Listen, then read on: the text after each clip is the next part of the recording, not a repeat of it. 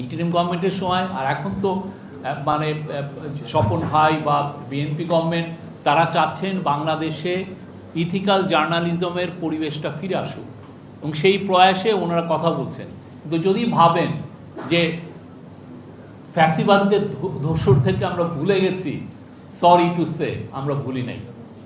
আমরা ভুলি নাই আপনারা কিভাবে আমাদের সোনার ছেলে মেয়েদেরকে জুলাইয়ের তাদেরকে সন্ত্রাসী আখ্যা দিয়ে হত্যাযোগ্য করেছেন। আমরা ভুলি নাই আপনারা পুরো 17 বছরে 60 লক্ষ লোকের এগেনস্টে কেস দেওয়া হয়েছে, বিএনপির 50, বাকি পার্টিগুলোর আরও। তাদের যে কেসগুলোকে লেজিটিমাইজ করা হয়েছে, একটা দেশের মেল অ্যাডাল্ট পপুলেশনের 10% লোকের এগেনস্টে কেস ছিল, যেমন একটা ভয়ানক একটা বিষয়। আমরা ভুলি নাই আপনারা কিভাবে খালেদা জিয়ার উপর যে অন্যায় জেল চাপিয়ে দেওয়া হলো সেটাকে আপনারা কনসেন্ট উৎপাদন করেছেন।